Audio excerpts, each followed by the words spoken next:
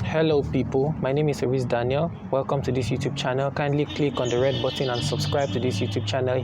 Hit the bell icon to be notified when any video drops. Alright, today we will be talking about, or we will be reviewing Abattoir episode season 3, episode 5, 6, 7 and the season final review. That's what we'll be doing today. So let's dive right into it. If you've not yet subscribed, like I said earlier, kindly click on the red button that says subscribe and kindly subscribe, please. Alright, Abattoir was well written. I mean, this is Damilola Mike Bamilo's best story so far. I mean, looking at movies like The Train, The Ignition, Journey in a Circle, even starting from the days of Youthful Lust, Legion, Jailer, and Last Man Standing and a host of others, you would tell that there is no movie that can be compared in terms of storyline to Abattoir. The twist, the plot, the suspense of Abattoir was on another level. I mean, this is like a breakthrough in the gospel movie scene. This movie is like a breakthrough in the gospel movie scene. It's like a movie that is going to announce the gospel movie scene in Nigeria worldwide, even more than it has been. It's like an answered prayer to the gospel movie scene worldwide, and you all will agree with me. Abattoir was well written. All actors delivered their roles perfectly. Philip Oyeleye, who played Rambo, Ayo Oyeleye, who played the registrar, was convincing as the registrar. Adetoye Adeola, who played Sandra, did a great job, and Adedayo Alagbe, who played Flora, did a great job, and Omoba Oluwasegun, who played Kayode, also did a great job. Victor Olukoju as Barrister Adegbola did a great job, and Timi Oyewole, who played Dele, also did a great job, and a lot of these actors put in their best. Kayode Owojori was excellent as Chief Duro Sonya. I think there's no other person that could have done better as Chief Duro Sonya than Kayode Owojori. Kayode Babalola did a great job as Chief Bade, and also Philip Adewale, who played Commando, also acted very, very well. Kudos to the cast and crew. The editing was great. The lighting was great, the cinematography, the drone shots were beautiful to behold. I think this project was well cooked and well served. It is an award winning movie. This movie deserves to be on Netflix. This movie deserves to be screened at the Toronto International Film Festival. Let's keep talking about it. Alright, Abattoir was great.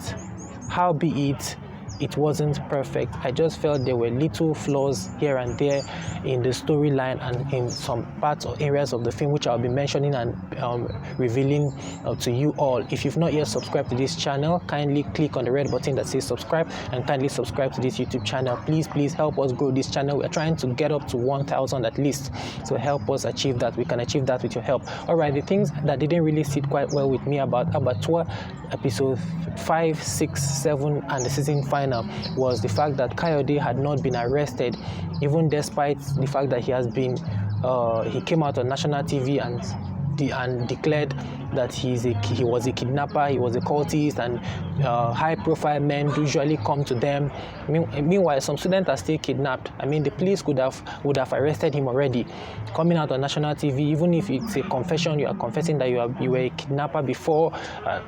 Some students are still kidnapped. You will be arrested. For you to tell us where those kidnapped students are, you will be arrested definitely. I just felt Kayode's arrest was pretty delayed, was very, very much delayed. That's a personal opinion. Next thing is that Chief Duro Sonya was already portrayed as someone who had lost everything, both in terms of his finances. He had lost everything. Everyone has deserted him. Everyone has left him. So where did he get the $100,000, which is an equivalent of 41 million naira, to give Rambo for the operation he wanted Rambo to run for him? Where did that money come from? I think the writer had difficulty at some point portraying the fact that he had already established that Chief Duro Sonya had lost everything, and in the storyline, I think there was difficulty in that aspect. Later on, he was portrayed like someone who is still rich, or who is still influential, or who is still powerful. Meanwhile, he had been portrayed like someone who is already down and had lost everything with him.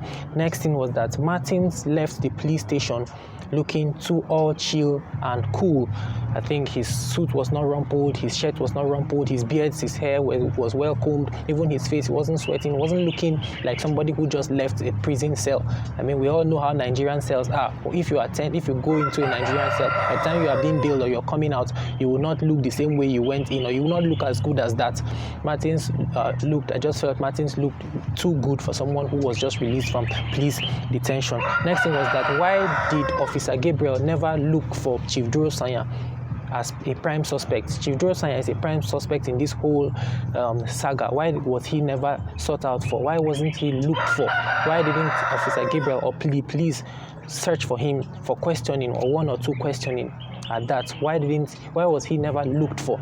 In one of the scene where you can attest to the fact that there was a scene where Victor Olukoju, who played Barrister Adegbola, and Baba Gbenro went to her office, and then Baba Gbenro was saying he's Martin's father, and then she said, okay, we have been waiting for you for questioning, so you are going to answer some questions. I mean, why has she never asked for him? Why has she never on her own gone to look for him, to investigate him, even if it's just for questioning, even if it's not for arrest?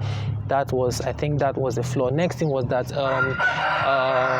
Baba Gbenro in the hospital scene where Chief Duro Sanya was hospitalized and was in coma, Baba Gbenro was shouting at the top of his voice when he was praying. He was seriously shouting at the top of his voice. I mean, that is an intensive care unit. That will not be allowed in any hospital, no matter what. He was praying and shouting at the top of his voice, at the peak of his voice. I just felt that was not right, or that was not realistic, and would not be allowed in any hospital whatsoever. At some point, the gunshot of the cultists or the kidnappers sounded fake. At some point, the gunshot sounded fake. I just felt the editor or the person doing the special effects would have done better than that. The gunshot sounded too fake and not realistic. Next thing was that I just wished the registrar didn't die. I mean, if the registrar dies at that spot in the kidnappers' den, if the registrar died, there is no evidence to back up the fact that he was actually a cultist. I just felt he should have been alive to face the full consequences of the law, and be alive to explain to the people, or be alive to face the full consequences of what he has done. I mean, him dying in the kidnappers' den, there's no evidence. Actually, there's no real evidence that he was actually a cultist. He should have been paraded. I wanted to see him paraded. If he had died as he had died in that kidnappers' den, it could be that he was kidnapped. It could be that the kidnappers killed him. It could be that, that is not enough evidence to mean that he was actually a cultist when he was alive. I just feel he should have been alive and been paraded by the police. Next thing was that Martins, at some point it felt like in this whole season, Martins put on only one costume.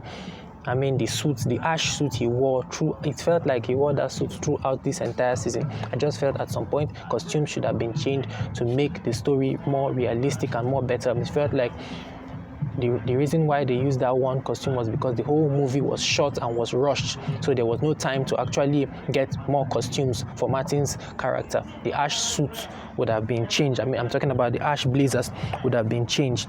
Next thing was that at some point, how Barrister Adegbola would have told Officer Gabriel that Kayode is close by, that Kayode is around, that they've seen or come in contact with Kayode. No matter what, Barrister Adegbola would have spilled that.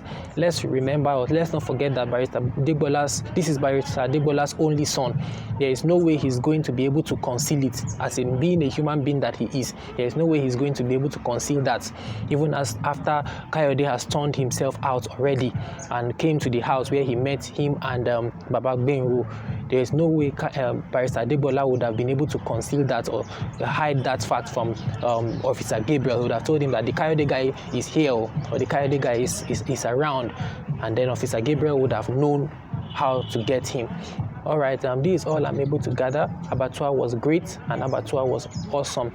Kindly check it out, and then let me know your thoughts in the comment section. Click on the red button that says subscribe, hit on the bell icon, and subscribe to this YouTube channel. Thank you very much. Once again, my name is Oris Daniel. Kindly help us get this channel to 1,000 subscribers, and God bless you.